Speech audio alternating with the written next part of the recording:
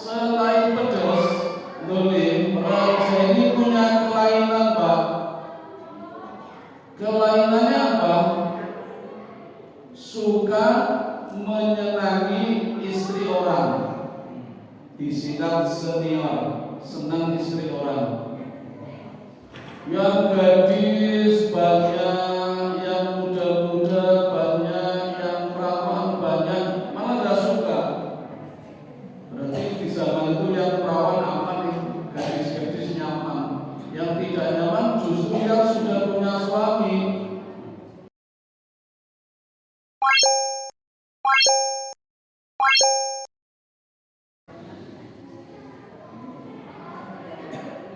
Assalamualaikum warahmatullahi wabarakatuh.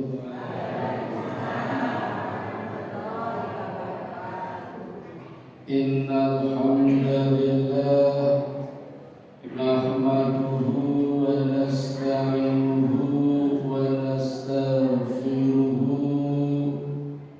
wa na'udzu billahi min syururi anfusina wa min sayyiati a'malina. May yahdihillahu fala mudilla lahu wa may yudlilhu fala hadiya lahu. Asyhadu an la ilaha illallah wa asyhadu anna Muhammadan abduhu wa rasuluhu la nabiyya ba'dah. Bapak Ibu, saudara-saudara dan adik-adik jamaah Masjid Al-Huda yang dirahmati Allah, sore hari ini sambil menunggu berbuka, izinkan saya menyampaikan materi tentang Qasasul Anbiya. Napa Bapak Ibu? Qasasul Anbiya. Qasasul Anbiya itu kisah para nabi dan rasul. Semua nabi dan rasul. Tapi kalau khusus kisah Nabi Muhammad sallallahu alaihi wasallam, namanya Sirah Nabawiyah. Sore hari ini saya akan melanjutkan kisah dakwah, kisah perjalanan hidup dan kesabaran dari salah satu nabi yang mulia, yaitu Nabi Ibrahim alaihi salatu wassalam. Tetapi saya akan mulai dari hijrahnya Nabi Ibrahim ke Mesir dari Palestina. Palestina itu Ibu Unateng Rio dari bayang kemauan ya. Mau makin ningali teng TV, teng YouTube, teng web di nonton. Sing saniki rame Pak. Niku lho di gempur Israel kan Palestina niku. Jalur Gaza akan dihabiskan, akan dijadikan neraka, kata Presiden Amerika. Tapi sekarang warga negaranya sedang kelaparan, sudah puasa kelaparan.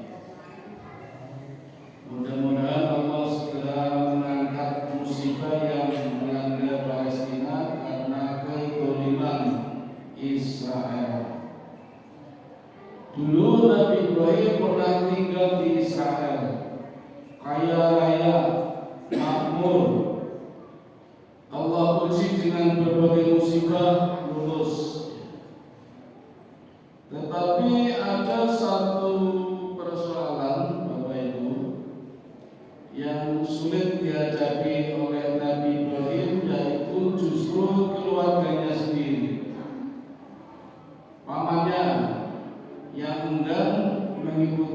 ajaran yang dibawa oleh Nabi Ibrahim alaihi salatu wassalam. Jadi bersikukuh dengan pendiriannya, dengan prinsipnya, karena pamannya yang bernama Azar itu produsen berhala. Jadi kalau nggak buat patung, penghasilannya dari mana? Dia juga penasehat kerajaan, hidupnya berlimpah ruah. Mosok menuruti ponakannya yang baru kemarin. Jadi gengsi juga. Maka sementara yang tempat tinggalnya Nabi Ibrahim di tempat pamannya, namanya daerah Haran, ditinggalkan. Kemudian pindah hijrah ke negeri Syam. Syam itu negara yang kaya raya juga Bapak Ibu. Tetapi dilanda kelaparan juga, musim paceklik, kemarau panjang, penduduknya juga pada pergi. Nabi Ibrahim juga turut hijrah, dan hijrahnya menuju ke Mesir. Mesir itu benua putih, Pak. Mesir itu benua Afrika, jejer Eropa, dure Asia. Palestina itu di Asia Barat. Nah, jadi hijrahnya lintas benua Amerika, benua Afrika. Ada negara namanya Mesir. Saniki negara yang salah. Berbeda itu Liverpool, yang salah. Tesnya dari Liverpool itu. Negara Mesir, negaranya Fir'aun. Tapi jauh ya, masih jauh. Nanti Fir'aunnya ketika berseteru dengan Nabi Musa alaihi salatu wassalam. Ini masih Nabi Ibrahim. Nah, sebelum Nabi Ibrahim hijrah ke Mesir, itu mendapatkan informasi kalau di Mesir, Bapak Ibu, waktu itu raja yang berkuasa namanya Raja Heksos, seperti nama permen. Permennya kertas atau pedes atau manis? Nah, rajanya ya pedes. Selain pedes, dolim, raja ini punya kelainan, Pak. Kelainannya apa? Suka menyenangi istri orang. Disingkat senior, senang istri orang. Yang gadis banyak, yang muda-muda banyak, yang perawan banyak, malah gak suka. Berarti di zaman itu yang perawan aman, gadis-gadis nyaman. Yang tidak nyaman justru yang sudah punya suami. Ini kelainan. Informasi ini didengar oleh Nabi Ibrahim, maka Nabi Ibrahim mengatur siasat dengan istrinya. Istrinya Nabi Ibrahim namanya siapa, Pak? Sarah, maafkan Bapak ya. Sarah. Siasatnya diatur. Nanti kalau sampai di Mesir, ditanya oleh para pengawal kerajaan, kamu siapa? Jawabannya, jangan suamiku, tapi saudaraku. Maksudnya saudara seiman. Kalau yang ditanya aku pun akan menjawab, kamu bukan istriku, tapi saudaraku. Maksudnya saudara seiman. Karena kalau jujur menjawab istriku, kalau jujur menjawab suamiku, pasti salah satu akan dibunuh, Ibrahim akan dibunuh, dan Sarah istrinya ditangkap raja, dijadikan istrinya raja. Maka kesepakatannya begitu, pura-pura bohong. Namun demikian menurut Nabi Ibrahim ini bohong, tapi terpaksa. Karena kalau tidak, Ibrahim dibunuh, istrinya ditangkap. Maka diatur siasatnya biar selamat. Angsa betul Bapak Ibu bohong seperti ini. Angsa nyatanya Nabi Ibrahim melaksanakan Sampai di Mesir, benar Bapak Ibu, ternyata bertemu dengan pengawal kerajaan dan ditanya kamu siapa? Jawabannya seperti rekayasa tadi. Ibrahim ditanya ini perempuan siapa? Jawabannya saudaraku, bukan istriku. Sarah ditanya ini laki-laki siapa? Saudaraku, bukan suamiku. Agar selamat. Tapi ternyata sama aja Pak. Nabi Ibrahim ditangkap, dimasukkan ke penjara, Sarahnya dibawa dihadapkan pada raja. Sarah Bu, wanita tercantik nomor 2 di dunia ketika itu. Nomor 1 siapa Pak? Hawa, istrinya Nabi Adam alaihi salatu wassalam. Namanya Hawa. Mengapa disebut Hawa? Karena sangat memikat. Siapapun laki-lakinya yang melihat Hawa pasti wow, maka namanya Hawa. Nah, Sarah ini orang wanita tercantik nomor 2, sudah bersuami, namanya Ibrahim. Rajanya kepencut, kesengsem, gak sabar ingin menjamah wanita cantik yang sudah bersuami dengan tangan kanannya. Tiba-tiba stroke Bapak Ibu. Zaman dulu belum tahu namanya apa, kalau sekarang namanya stroke. Gak bisa memegang, berhenti tangannya. Gak bisa memegang, berhenti, kena stroke. Lalu kaget dan mengatakan kepada Sarah, apa yang kamu baca? Disarankan tulis-tulis, apa yang kamu baca? Lalu menjawab, aku berdoa minta pertolongan kepada Allah agar Allah melindungiku. Kamu bukan muhrimku, tidak boleh menjamah. Kata rajanya, mintalah kepada Tuhanmu agar aku disembuhkan dari stroke, dari stroke. Sarah berdoa, mohon kepada Allah agar disembuhkan rajanya. Sembuh Bapak Ibu. Tapi gak kapok, ingin menjamah lagi Pak, dengan tangan kirinya. Sarah berdoa lagi, stroke lagi. Kata rajanya, kamu baca apa lagi? Sama seperti tadi, aku juga berdoa mohon pertolongan Allah agar kamu tidak menjamahku. Kamu bukan muhrim, haram hukumnya, nggak boleh. Raja bilang lagi, minta kepada Tuhanmu sembuhkan aku dari stroke. Aku berjanji tidak akan melanggar lagi, tidak akan menjamahmu. Ini janjinya Pak. Lalu Sarah berdoa, stroke-nya disembuhkan. Kapok boten? Boten. Wis terlanjur bergairah. Akhirnya dengan kedua tangannya, tangan kanan dan kiri, ingin menjamahnya. Tiba-tiba stroke lagi Pak. Bahkan yang stroke tidak cuma tangan kanan kirinya, badannya stroke, kepalanya stroke, semuanya stroke. Yang tidak cuma mata dan lidahnya.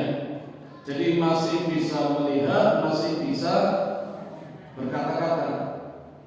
Bilang lagi sama Sarah, kamu baca apa lagi Sarah? Sama dengan tadi, saya berdoa mohon kepada Allah agar dilindungi dari kejahatanmu. Kamu jahat, kamu bukan muhrim, tidak boleh memegangmu.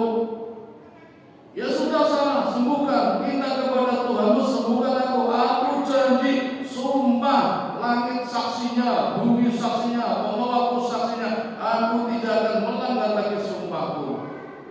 Lalu Sarah berdoa dan disembuhkan stroke-nya. Kapok betul Bapak?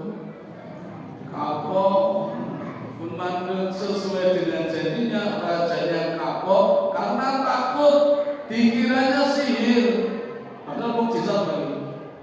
Ini namanya mukjizat yang Allah berikan kepada Nabi Ibrahim, tapi diberikan kepada istrinya. Berarti bagi istrinya namanya Mamunah.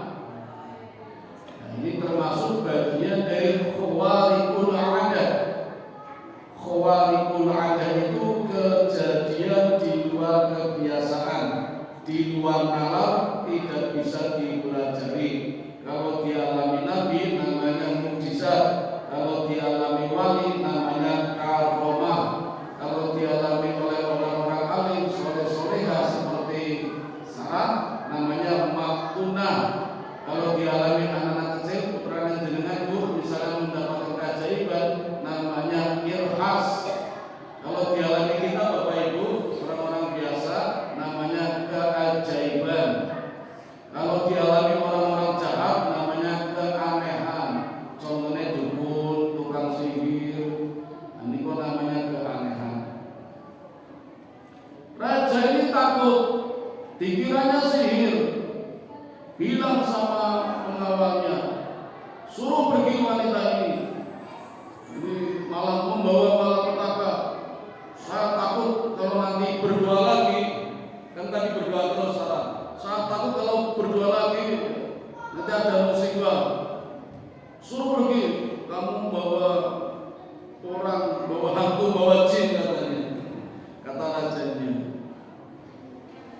Tapi sebelum Sarah pergi Bapak Ibu, Sarah mendapatkan hadiah oleh raja. Hadiahnya seorang perempuan Pak, masih gadis, perawan. Namanya siapa Bu? Hajar.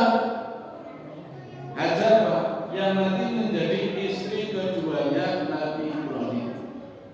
Ternyata Hajar juga tawanannya raja. Bapak Ibu, Hajar itu dalam sejarah adalah anaknya raja juga, Raja Mesir yang kalah berperang dengan Raja Heksos. Jadi Raja Heksos itu kudeta, rajanya dibunuh, perdana menteri putra mahkotanya dibunuh, anak perempuannya disandra. Mau dijadikan istri Raja Heksos sama dengan syarat tadi, tapi nggak bisa dipegang. Selalu setelah raja itu berdiri, akhirnya dimasukkan ke dalam penjara dan sekarang dihadiahkan kepada Sarah. Jadi ada kemiripan Hajar dengan Sarah, sama-sama tidak bisa dijamah oleh raja. Kalau mau dijamah, rajanya stroke. Ini kesamaan Hajar dengan Sarah. Sarah dibebaskan, diberikan kepada Hajar dibebaskan, diberikan kepada Sarah sebagai hadiahnya. Ketika Sarah mendapatkan hadiah bernama Hajar, apa yang dikatakan Sarah Bapak Ibu? Kata Sarah, inilah ibunda dari langit. Inilah ibunda langit. Dalam riwayat lain, inilah ibunda air. Hadihi ummi minal ma'un. Inilah ibunda air. Ibrahim juga dibebaskan dari penjara. Ketika Sarah mengatakan ini, Hajar belum paham apa maksudnya ibunda air. Ibrahim juga belum paham apa maksudnya ibunda air. Saya juga belum paham. Saya baru setelah baca sejarah. Nanti Bapak Ibu santai mawon sambil nunggu berbuka. Akhirnya bertiga pulang. Ibrahim pulang membawa Sarah, Sarah membawa budak sahaya. Ada yang mengatakan Sarah itu budak Pak, karena memang selama dalam tahanan itu dijadikan budaknya raja, padahal anak raja. Jadi ada benarnya Sarah itu anak raja, ada benarnya Sarah itu budak raja, karena dijadikan budak. Ini nanti jadi masalah Pak. Jadi masalah besar bagi Israel yang sekarang menggempur Palestina, menghina Nabi kita Muhammad, karena Nabi kita keturunan dari Hajar. Padahal menurut Israel Hajar itu budak hina. Padahal wanita mulia anaknya raja yang dibunuh oleh Raja Heksos. Oke, ini masih panjang ceritanya. Ini kembali lagi ke Palestina bertiga. Banyak riwayat Bapak Ibu yang simpang siur. Kalau kita baca sumber yang berbeda, nanti berbeda lagi. Ya, maka jangan diterima mentah-mentah. Dengan boleh terima dulu, dibandingkan dengan sumber lain silakan. Saya akan mencoba menggunakan Bertiga Bapak Ibu, satu laki-laki, dua wanita Pak, tinggal dalam satu rumah. Usia Sarah dua kalinya usia Hajar, atau usia Hajar separuhnya usia Sarah. Kalau Hajar usianya 30 tahun, berarti Sarah usianya berapa? 60 tahun. Muda Sarah apa Hajar? Hajar. Kira-kira pripun Pak nek omahe jenengan wonten dua wanita, siji tuwa karena istrinya, siji nom tapi bukan istrinya, pembantunya diwajari dari gampang. Sementara Nabi Ibrahim pengen punya anak, sering berucap, sering berkata, berdoa kepada Allah. Sarah dengar, aku ingin punya anak, berdoa kepada Allah, ya Allah, bagaimana mungkin kami bisa punya anak sementara Engkau memberikan tugas kepadaku sebagai Nabi, tetapi tidak ada yang mewarisiku, tidak ada yang mewarisi ilmuku, tidak ada yang mewarisi amalanku. Terus nanti bagaimana? Istri sudah tua, rambut sudah memutih, aku kata Ibrahim juga sudah lemah. Itu sering disampaikan kepada Allah lewat doa. Sementara kadang juga berucap, berkata, walaupun gak ada Sarah, tapi Sarah dengar. Ribut Bu, dari kejadian ini terjadi di keluarga Ibrahim. Sampai Sarah dengar, akhirnya mengatakan kepada Ibrahim, ya Ibrahim, ya suamiku, sepertinya engkau ingin punya anak, sementara aku sudah tua. Barangkali Allah mengharamkan aku untuk punya anak. Cobalah kamu menikahi budak sahayaku, menikahi Hajar. Siapa tahu dari Hajar bisa memberikan keturunan untukmu, melanjutkan misi perjuanganmu. Jadi ringkas cerita Bapak Ibu, Hajar Sarah menyuruh suaminya kawin lagi dengan pembantunya. Kita sing dikagak jenengan ora wani jawab wonten jenengan nek ora apa-apa. Jawabannya di luar dugaan. Nabi Ibrahim tidak mau Bapak Ibu coba. Katanya aku masih cinta kamu, masih cinta Sarah. Tetapi karena dipaksa-paksa terus oleh Sarah, apalagi ingat tugas dari Allah, melanjutkan misi perjuangan, menyebarkan agama Allah, akhirnya Nabi Ibrahim bersedia menikahi Hajar. Tadinya abot Bu, beda dengan laki-laki sekarang, merasa ditawari gerindil-gerindil, dikasih ini. Mohon maaf Bapak Ibu, kalau saya ditanya, saya tidak setuju dengan dikasih. Dikasih itu mendelik-delik Bu, diam-diam. Kalau saya tanya, kenapa sih diam-diam? Mesti wedi konangan tau. Jenenge ora jantel. Nek jantel ya wani ki hadapannya. Delik-delik ngomong. Akhirnya menikah dengan Hajar, dipilihkan oleh Sarah pembantunya Bapak Ibu.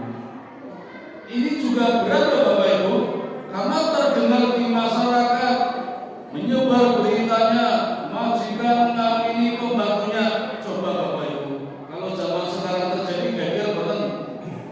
Geger musuh majikan ngawini pembantunya. Ibrahim pun tidak begitu senang, langsung senang dapat wanita muda boleh kawin. Itu juga beban, karena suara-suara tetangga ya seperti itu Pak. Berarti kawin ini pembantunya, apa nggak ada wanita lain? Jangan dikira.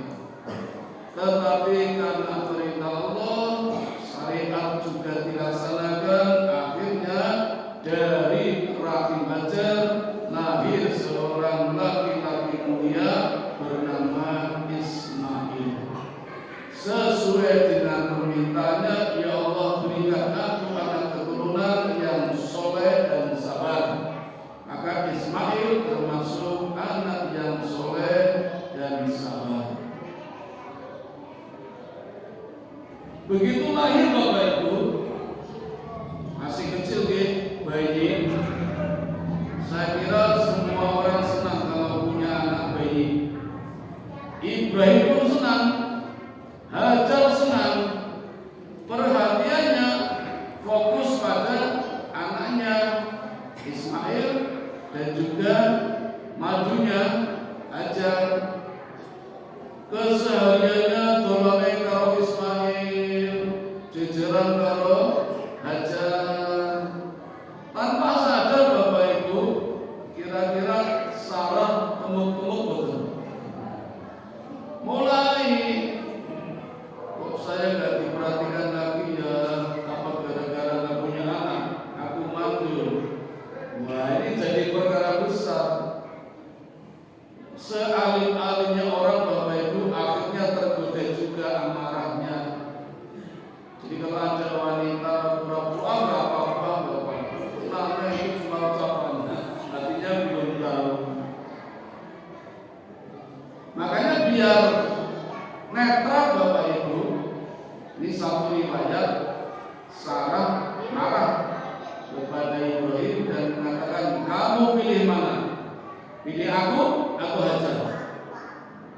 Kalau pilih aku, Hajar ceraikan. Pilih Hajar, silakan pergi dari rumah ini. Bawa Ismail jauh dari hadapanmu. Satu riwayat begitu. Riwayat lain Allah perintahkan Ibrahim biar suasananya reda. Nabi Ibrahim diminta hijrah dengan membawa Hajar dan juga Ismail. Mau pilih yang mana terserah. Yang jelas berdua sementara berpisah. Karena kalau berkumpul jadi masalah. Dan Nabi Ibrahim hijrah ke Mekah bersama majunya bernama Hajar dan juga Ismail dengan menggunakan onta. Palestina Mekah jarak yang cukup jauh, mungkin sekitar 3 bulan kalau jalan kaki, menggunakan onta bertiga. Sangunya hanya 2 gembes atau gembes tepak. Wadai cantik kan ini lo punya sekolah mau sebelumnya mau bajunya nih lo jadi gembes. Saat ini kata tepak mereka lo mau sebenarnya tamber. Ini 2 tamber, yang satu berisi makanan, yang satu berisi minuman. Sampailah bertiga di satu tempat di gundukan tanah, jadi agak gundukan agak tinggi. Disitulah Hajar diturunkan bersama Ismail. Dalam satu riwayat Hajar dan Ismail diturunkan terus langsung ditinggal pergi. Ibrahim tidak berucap satu kata pun, langsung meninggalkannya. Satu riwayat begitu. Hajar bertanya, maksudnya apa ya Ibrahim? Ibrahim tidak menjawab. Sarah tanya lagi, ngapain aku di sini berdua? Ibrahim tidak menjawab. Sampai 3 kali Hajar bertanya, apa betul ini perintah Allah? Nabi Ibrahim baru menjawab, tapi tidak pakai kata-kata, mengangguk. Nah, baru lihat anggukannya saja Hajar mantap. Kalau memang ini perintah Allah, pasti tidak sia-sia. Ada sesuatu rahasia besar yang Allah berikan kepada kita. Hajar mantap. Kalau bahasa kita, oke lah, nggak apa-apa. Namun Ibrahim meninggalkan Hajar, digundulkan tanah itu. Setelah jauh sampai tidak kelihatan lagi, hanya bukit-bukit yang kelihatan, Ibrahim membalikan badan, melihat Hajar, melihat Ismail, melihat pegunungan-pegunungan daerah yang ada di sekitarnya, sembari mengangkat tangan dan berdoa. Monggo nanti dibuka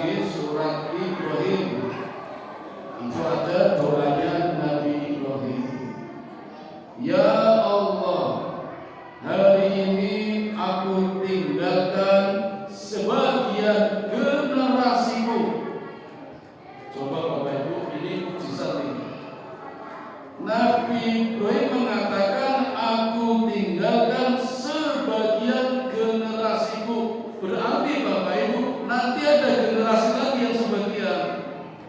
Padahal Nabi Ibrahim tidak tahu, belum tahu yang ditinggalkan di situ baru Ismail. Itu saja Ibrahim belum tahu kalau nanti Ismail jadi nabi. Tapi Ibrahim mengatakan, hari ini aku tinggalkan sebagian generasiku di tempat yang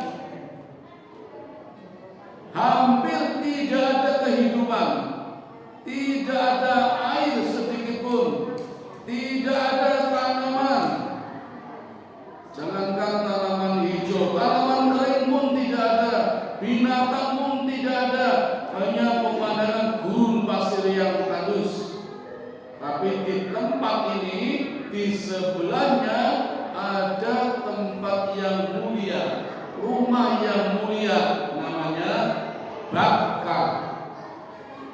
Jadi gundukan pasir tadi namanya Bakkah, yang konon besok menjadi Mekah.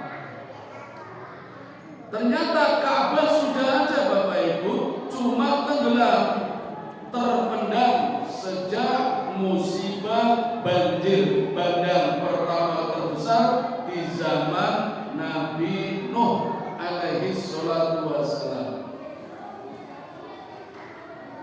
Jadi Bapak Ibu, dalam riwayat Ka'bah sudah ada sejak Nabi Adam.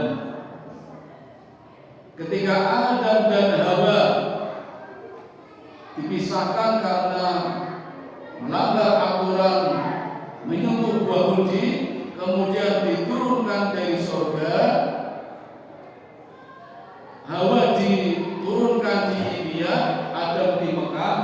Nah, pas di Mekah, Adam itu sering timbul rasa kangen.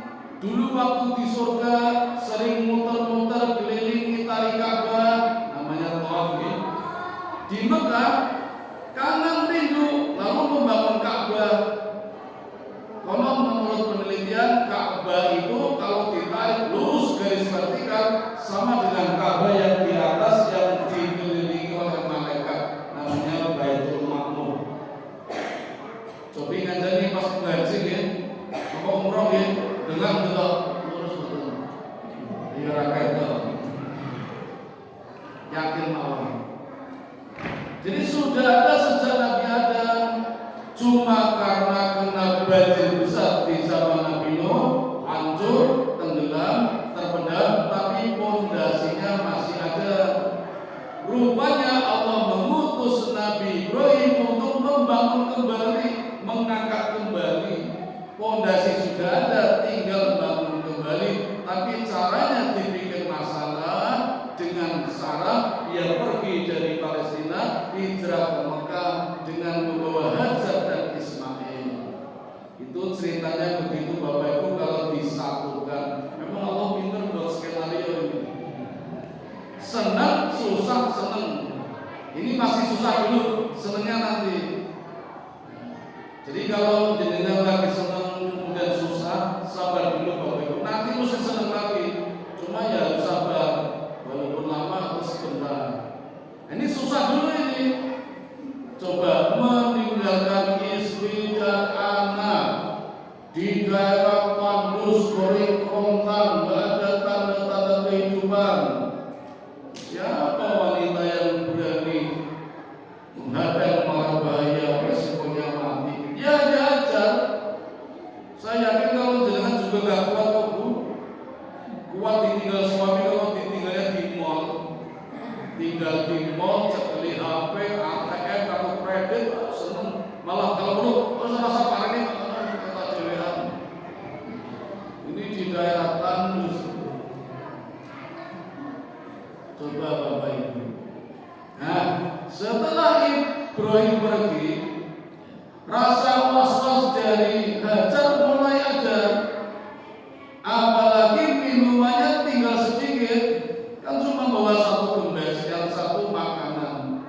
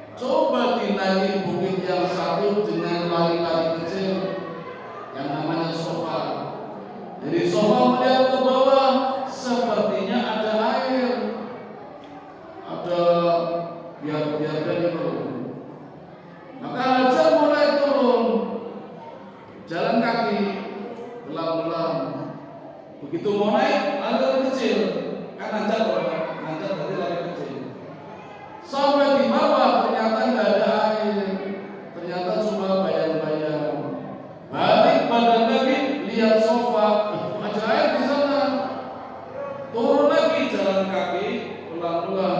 Begitu mau naik, lari, tapi lari kecil. Sampai di sofa, nggak ada air. Ternyata tadi fata morgana kalau dalam ilmu fisika. Balik badan, lihat bawah, kok ada air. Didatangi, nggak ada. Itu dilakukan sampai 7 kali, Bapak Ibu. Sofa, marwah, sofa, marwah, sofa, marwah, sofa, marwah. Sampai 7 kali. Yang sekarang menjadi bagian dari ibadah haji yang namanya sa'i, jalan kaki atau lari-lari kecil sebanyak 7 kali dari sofa menuju marwah. Boleh kembali kalau sudah saatnya mau berangkat haji, manasik pasti diajari. Tapi ketika hajar melakukan sa'i, waktu itu namanya belum sa'i, dia bolak-balik dari sofa marwah 7 kali, tiba-tiba terdengar suara yang artinya inilah yang namanya sa'i. Maka nanti menjadi bagian dari ibadah haji yang namanya sa'i. Ketika selesai mondar-mandir, jalan kaki, lari kecil, tidak mendapatkan apa-apa, udah pasrah nih, udah pasrah. Tiba-tiba terdengar suara yang intinya Allah sudah cukup menguji hajat dan saatnya mendapatkan air. Dan ada 3 riwayat Bapak Ibu dari mana munculnya air dengan pilih-pilih. Riwayat yang pertama dari kakinya Ismail yang lucu-lucu terus keluar airnya. Pernah dengar dia ceritanya nih? Maaf, ternyata hadisnya lemah. Riwayat yang kedua dari kaki ontanya yang tadi dinaiki bertiga, ontanya kan masih jauh, belum pulang. Itu lucu-lucu kakinya, keluar airnya. Pernah dengar? Baru aja ini, tapi juga lemah hadisnya. Nah, hadis yang kuat yang beredar di negeri Arab itu airnya keluar dari sayapnya malaikat Jibril. Jadi dicukil tanahnya itu, tanah gundukan itu muncrat airnya. Airnya keluar luber-luber. Oleh hajar, kalau kita gayanya gini, sambil mengatakan zoom, zoom, atau bacanya zam, zam. Zam itu bukan bahasa Arab, bahasa Mesir. Kan hajar orang Mesir, bukan orang Arab, bukan orang Palestina.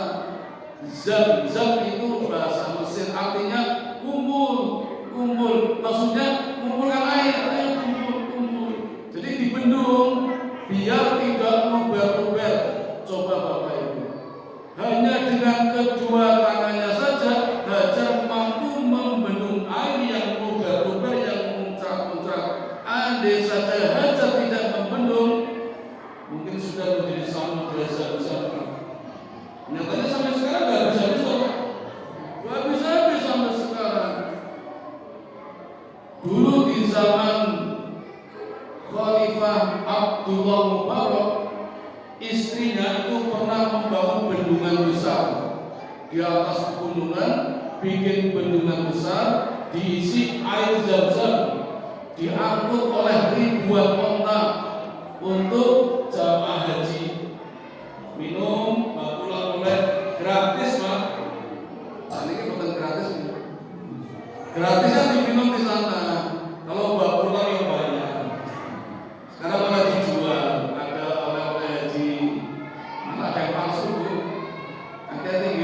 Sekarang sudah ada air Zam-Zam palsu. Jadi sekarang banyak palsu ya. Zam-Zam negara kita negara palsu. Ada beras palsu, telur palsu, ijazah palsu, premium palsu, pertama palsu, obat palsu. Dari pulang ya, lanjutin dulu sebentar.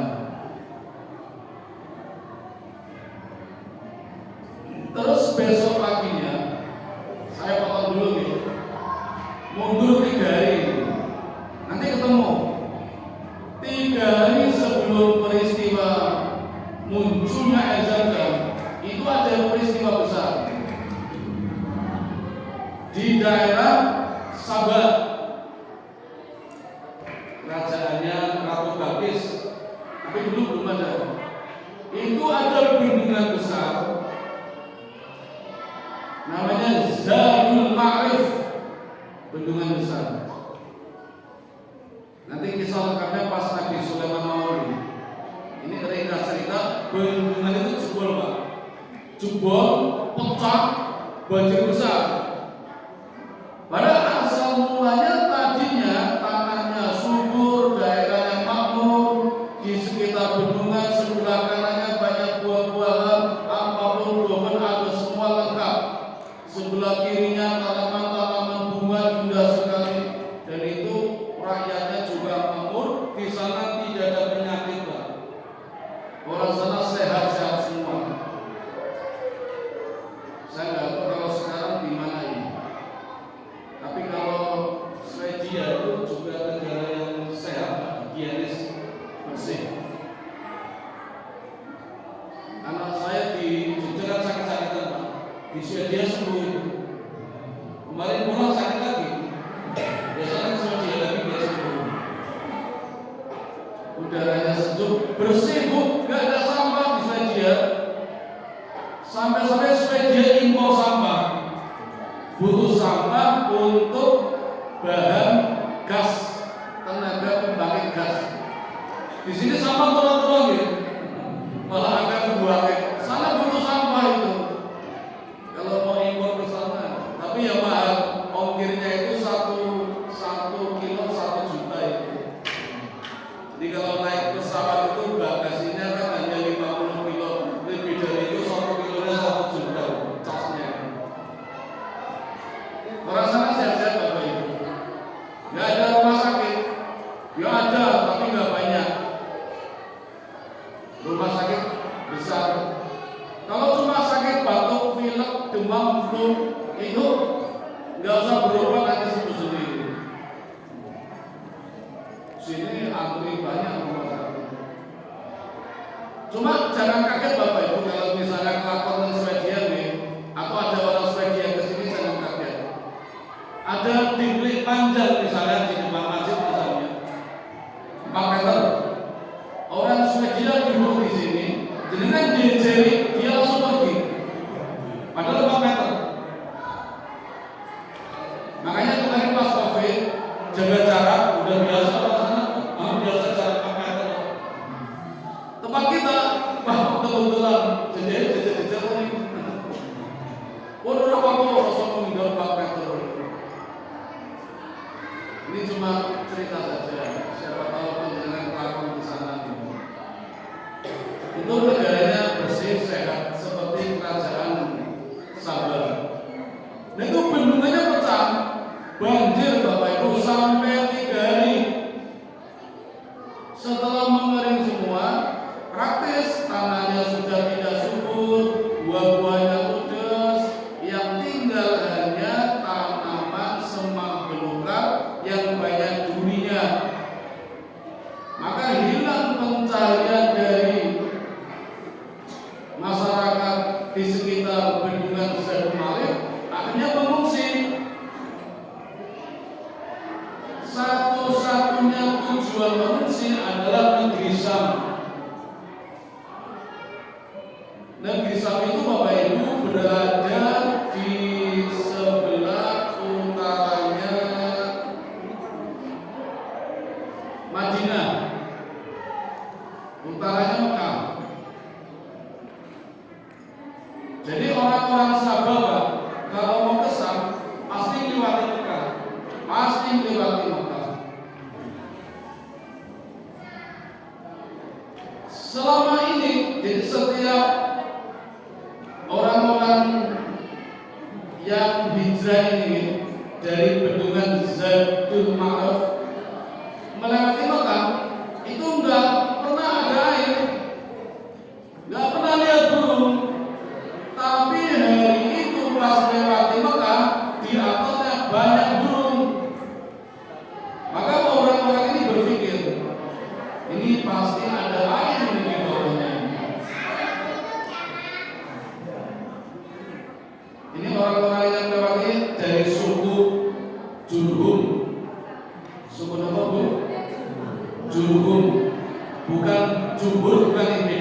Jurhum. Ini suku tertua ketika itu.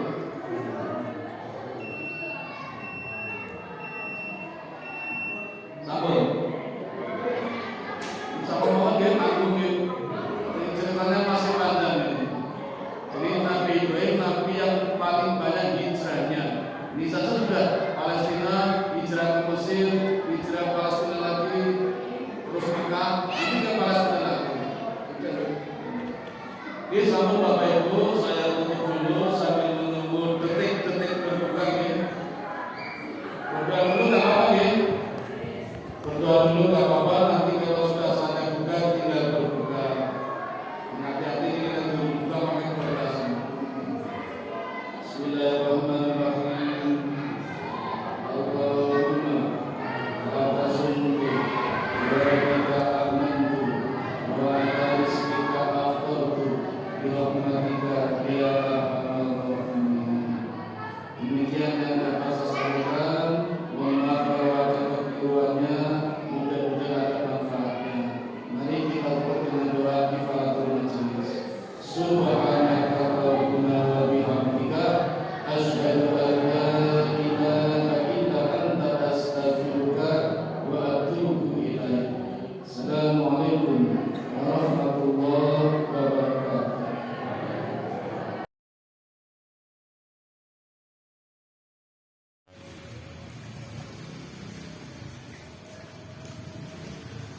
Allahu Akbar.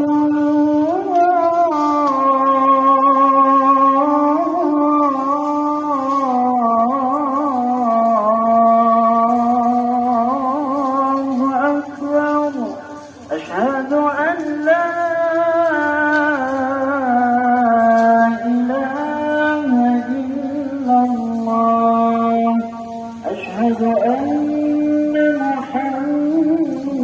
Muhammadan Rasulullah.